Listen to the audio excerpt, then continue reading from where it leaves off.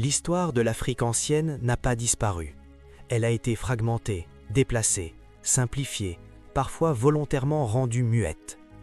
Ce silence n'est pas un vide, il est le produit d'un regard extérieur, longtemps incapable ou peu désireux de reconnaître l'existence de formations politiques africaines complexes, souveraines et durables. Avant la colonisation, avant l'Europe moderne, avant les États-nations contemporains, l'Afrique de l'Ouest a connu des empires organisés, structurés, capables de contrôler des territoires immenses, de sécuriser des routes commerciales transcontinentales, de lever l'impôt, de rendre la justice et de maintenir des équilibres politiques subtils entre économie, sacré et pouvoir. L'Empire du Ghana, aussi appelé Ouagadougou, est l'un des premiers de ces grands États impériaux. Il n'est pas un mythe, ni une légende transmise par nostalgie. Il est attesté par des sources écrites médiévales, confirmées par l'archéologie et analysées par des historiens africains et internationaux. Pourtant, il demeure mal compris, souvent réduit à une simple plaque tournante commerciale ou à un prélude maladroit aux empires ultérieurs. Ce travail propose autre chose. Il ne s'agit pas de raconter l'histoire de Ouagadougou comme un chapitre isolé ou comme une curiosité ancienne, mais comme un système politique africain abouti, doté de ses propres logiques, de ses forces, de ses équilibres et de ses fragilités. Il s'agit de comprendre comment un empire se construit, comment il se maintient et comment il se transforme de l'intérieur comme de l'extérieur. L'histoire du Ghana est aussi celle d'une tension permanente entre ouverture et souveraineté, entre commerce et sacralité, entre influences extérieures et cohésion interne. Elle révèle les mécanismes silencieux par lesquels un pouvoir se consolide, puis s'érode, bien avant toute chute spectaculaire.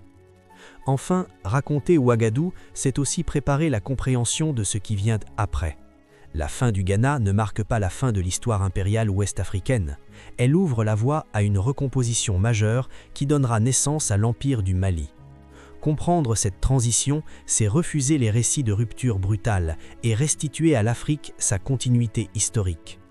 Ce récit n'est ni glorification aveugle, ni dénonciation simpliste. Il est une tentative de lecture juste, rigoureuse et souveraine du passé africain. Car comprendre les empires africains anciens, ce n'est pas regarder en arrière par nostalgie. C'est réapprendre à penser l'Afrique comme un espace de pouvoir, d'intelligence politique et de profondeur historique. L'Empire du Ghana, que les traditions africaines nomment Ouagadougou, n'apparaît pas soudainement dans l'histoire. Il se forme lentement, par strates, bien avant que les premiers auteurs étrangers ne consignent son existence par écrit. Commencer son histoire au moment où il est mentionné dans une source arabe serait une erreur méthodologique majeure. Un empire ne naît pas lorsqu'il est observé. Il est observé parce qu'il existe déjà. Ouagadougou se développe dans un espace précis, le Sahel occidental, zone de transition entre le Sahara et les régions plus méridionales. Cet espace n'est ni marginal ni périphérique, il constitue au contraire un couloir stratégique où se rencontrent des logiques économiques, politiques et humaines. Les routes qui traversent le Sahara ne sont pas de simples chemins, ce sont des axes vitaux de circulation de biens, de personnes, d'informations et de pouvoir. Là où ces routes se stabilisent, un pouvoir capable de les sécuriser, de les organiser et de les taxer finit par émerger. Les données disponibles, archéologiques, linguistiques, comparatives, permettent d'affirmer qu'un pouvoir africain structuré se met en place dans cette région bien avant le IXe siècle. Les populations soninké, appartenant au vaste ensemble mandé, jouent un rôle central dans cette structuration.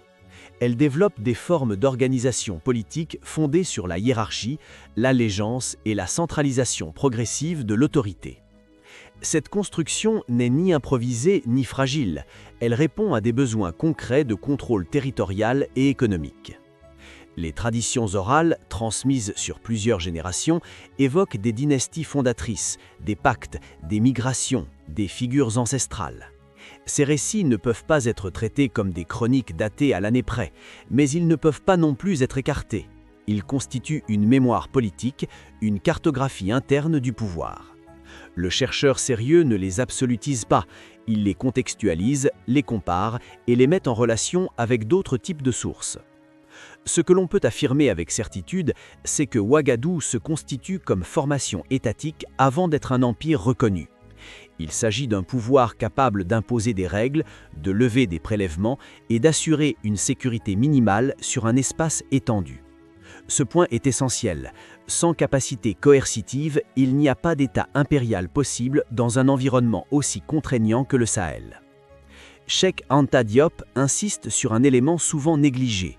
Les États africains anciens ne se définissent pas uniquement par leur capacité militaire ou économique, mais par leur architecture symbolique du pouvoir.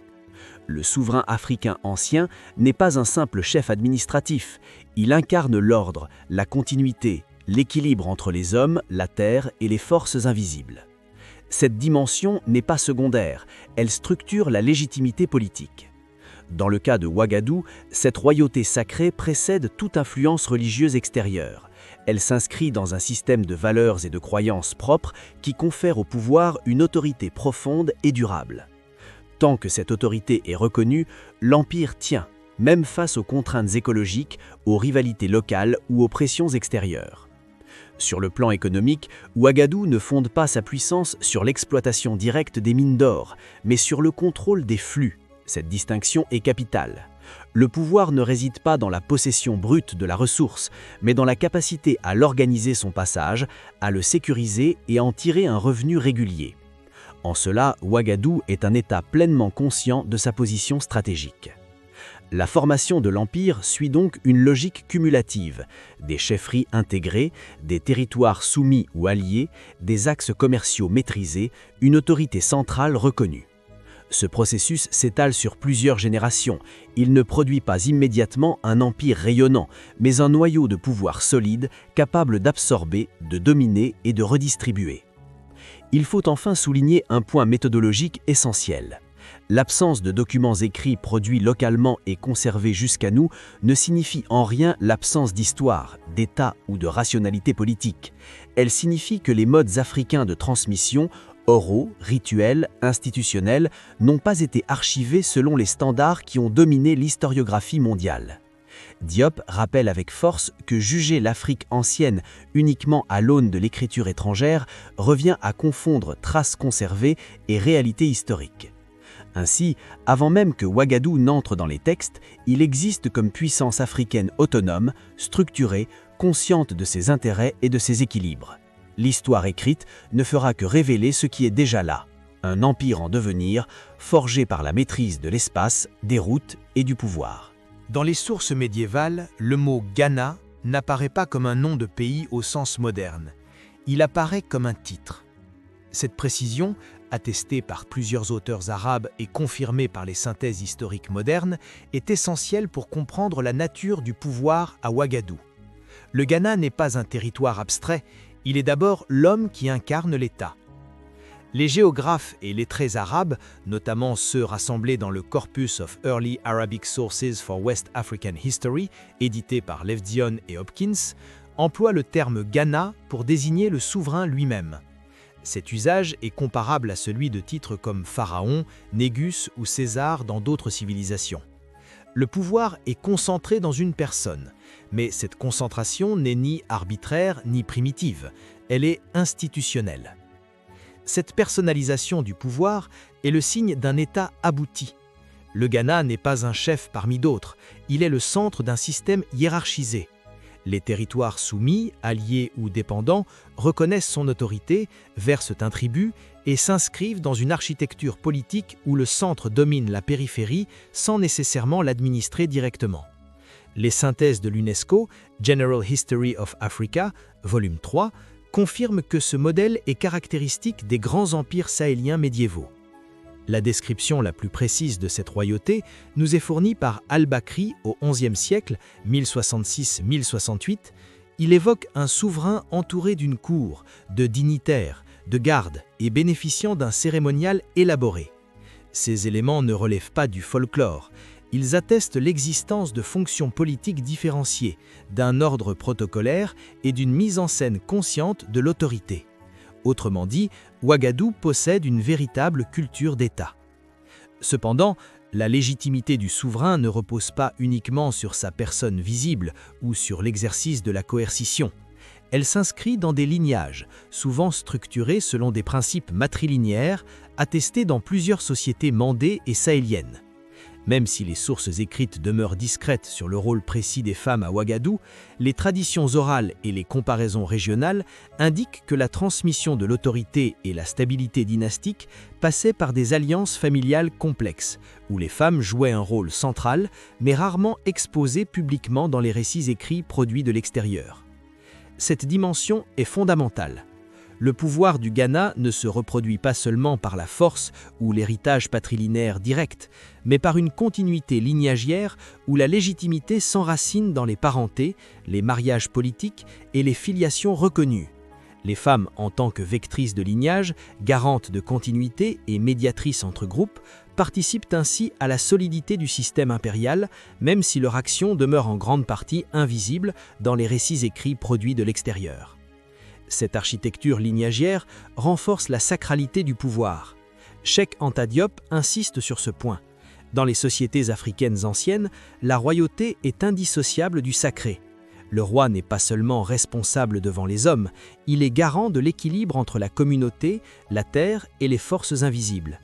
Sa légitimité ne repose pas uniquement sur la force ou la richesse, mais sur une continuité symbolique profonde inscrite dans le temps long des lignages. Dans le cas de Ouagadougou, cette sacralité structure l'ensemble du système politique. Le souverain incarne l'ordre, il assure la cohésion sociale, il est le point de convergence des loyautés. Tant que cette fonction est reconnue et soutenue par les lignages, l'épire tient. Lorsqu'elle est fragilisée, l'édifice entier devient vulnérable. Les sources arabes, bien qu'extérieures à cette cosmologie, confirment indirectement cette réalité. Al-Bakri note que le roi du Ghana ne se convertit pas à l'islam, alors même qu'une population musulmane importante vit dans la capitale.